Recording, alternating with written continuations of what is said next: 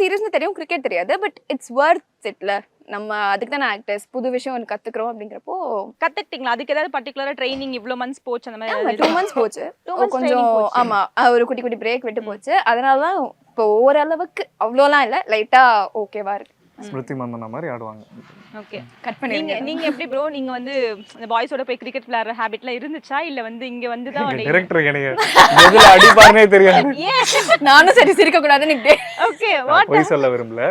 இல்ல எனக்கு like first cricket வந்து அதான் ஒரு டைம் கையில அடிபட்டுச்சு, ஒரு டைம் பால் வச்சு, அதுல இருந்து கிரிக்கெட்டே வேணாம் ஐயோ அப்படின்னு சொல்லிட்டு சின்ன வயசுலயே விட்டுட்டேன். டிராமா ஆயிடுச்சு ஆமா அடிச்சோனே. ஆமா வேணாம் அப்படின்னு சொல்லிட்டு விட்டேன்.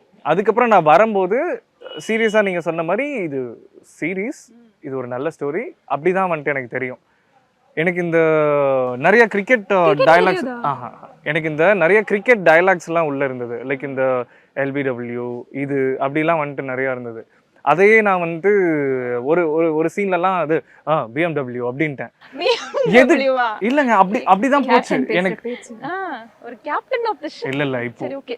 கேப்டன்னாலும் இப்போ அதான் இப்போ அப்படி இருந்து இப்போ எஃபோர்ட் எடுத்து ஓரளவுக்காவது கொஞ்சம் பார்த்தா ஓகே ஆடுறான்ப்பா அப்படிங்கிற மாதிரி சொல்ல வச்சு சார் டைரக்டர் சார் ஆட அவ்வளோதான். ஸோ அப்படி ஒரு அந்த டிரான்ஸ்ஃபர்மேஷன் பண்ணுற அந்த டைம் இருக்குது பார்த்தீங்களா, அது ரொம்ப பிடிச்சிருக்கு, அது ரொம்ப என்ஜாய் பண்ணுறேன்.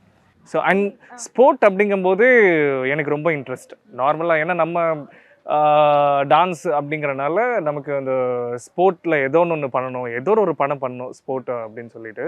ஸோ அது கிரிக்கெட் கிடைக்கும்னு சத்தியமாக நினச்சே பார்க்கல, கிடைச்சிருக்கு. பட் அதுக்கு கொஞ்சமாவது உண்மையாக பண்ணுவோமேன்னு சொல்லிட்டு எஃபோர்ட் எடுத்து. உங்களுக்கு திருப்பி அந்த ஒரு பயம் வந்துச்சா கிரிக்கெட் பேட் எடுக்கிறப்போ? சீரியஸா ரொம்ப நர்வஸா இருக்கும் அது ஒரு மாதிரி. ஏன்னா நம்ம நார்மல் நான் அடி வாங்கினது ஸ்டெம்பர்ல, இந்த பாலை பார்க்கும்போதே பயமா இருக்கும். அதெல்லாம் எப்படா பிடிக்கிறது பண்றது இப்படிலாம் வந்துட்டு இருக்கும். ஸ்டிச்டு பால்லா அது சீரியல் அந்த சீரீஸ் தான் எடுக்கிறாங்க, கொஞ்சம் அந்த இதெல்லாம் இருக்கும், ஃபேக் பால்ஸ்லாம் இருக்கும், அப்பெல்லாம் கிடையாதா? இல்ல ரியல் பால் வச்சு தான் பண்ணுவோம். ஆமா. ஸோ அதெல்லாம் பார்க்கும்போது கொஞ்சம் இருக்கும். அப்புறம் போக போக நம்ம பசங்க பாண்டு அவங்கெல்லாம் வந்துட்டு ரியல் கிரிக்கெட்டர், பாண்டு கேரக்டர் பண்றவங்க. ஆமா அவங்களாம் ரியல் கிரிக்கெட்டர். கிரிக்கெட்டே வாயில வரும் சார். நீங்க என்ன சார், நீங்க எத்தனை episode director sir please watch this. பல எபிசோட்ஸ் வந்து எனக்கு கிரிக்கெட் வரலங்கறாரு கேப்டன் வேற. சோ யா அந்த மாதிரி பர்சன் டைரக்டர் சார் விக்ராந்த்னா அவங்களாம் வந்துட்டு சொல்லி கொடுத்துருக்காங்க. ஸோ அப்படிங்கும்போது கொஞ்சம் ஓரளவுக்கு ஆமாம் நாங்கள் சொல்லி கொடுத்து தான் நீ இப்படி ஆடுறியாடா அப்படின்னு சொல்லியும் நினைப்பாங்க. இப்போது ஓரளவுக்கு கொஞ்சம் இந்த ஷேடோ ப்ராக்டிஸ்லாம் கொஞ்சம் பண்ணி அப்படியே வருது. எனி இன்சிடென்ட்ஸ் நடந்துச்சு அந்த ரியலாக அடிப்பட்ட தருணங்கள் அந்த மாதிரி? நானும் நிறைய வாங்கியிருக்கேன். ஃபர்ஸ்ட் வாங்கின அடி என்ன? மணி அயாஸ் அடிச்ச இதுதான் செம்மையாக அடி வாங்கி. நான் அந்த ஷூட்லேருந்து நான் வெளில போனேன்னா என் உடம்பு ஃபுல்லாக ஏதாவது ஒன்று ஃபஸ்ட்டு ரெட்டாக இருக்கும், அடுத்த நாள் பார்த்தா க்ரீனாக தண்டியாக இருக்கும். நிறைய அடி வாங்கியிருக்கேன், எல்லா இடத்துலையும் பாடியில் இருக்கிற எல்லா இடத்துலையும் அடி வாங்கியிருக்கேன்.